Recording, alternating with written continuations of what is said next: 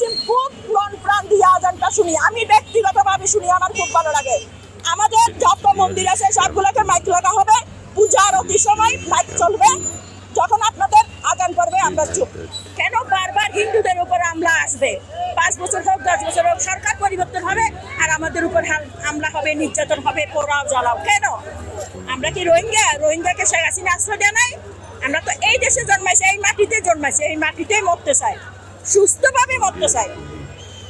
আমাদের দাবি একটাই, আর আমাদের দুর্গাপূজার 3 দিন সরকারি ছুটি ঘোষণা করতে হবে। যদি আমাদেরকে এতই খারাপ লাগে হিন্দুরা থাকলে তাদের সমস্যা, তাইলে 21 কোটি মুসলিম ভারতে আছে, ওদেরকে পাঠাই দেওয়া হোক।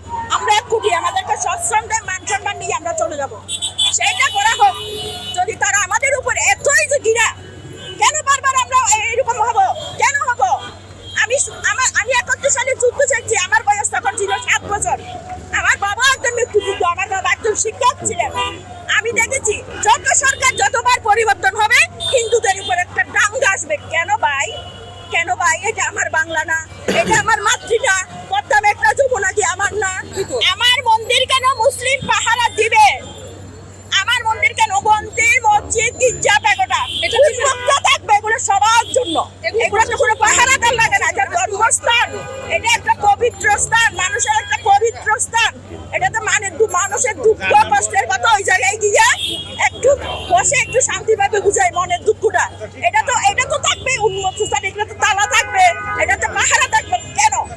কেন আমরা কেহ গেছি মসজিদে পাহারা দিতে? রাষ্ট্রের দায়িত্ব, প্রশাসনের দায়িত্ব। এই যে এই পর্যন্ত যত মসজিদ আর কি বলে মাজার, হিন্দুরা খুব সম্মান করে, আমরা ওখানে যাই, আমাদেরকে কেউ বাধা দেয় না।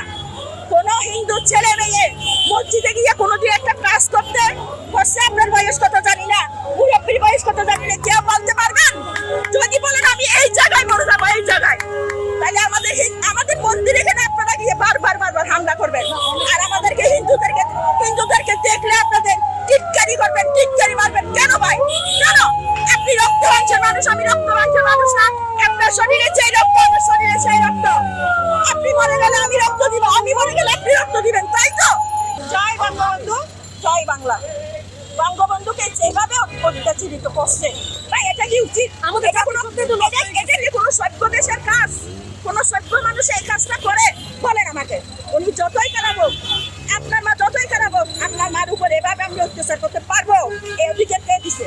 মন্দিরের মধ্যে আমরা মাইক লাগাবো, আপনাদের আজান হবে, আমরা হাত তুলে আল্লাহর কাছে খুব মন প্রাণ দিয়ে আজানটা শুনি, আমি ব্যক্তিগতভাবে শুনি, আমার খুব ভালো লাগে। আমাদের যত মন্দির আছে সব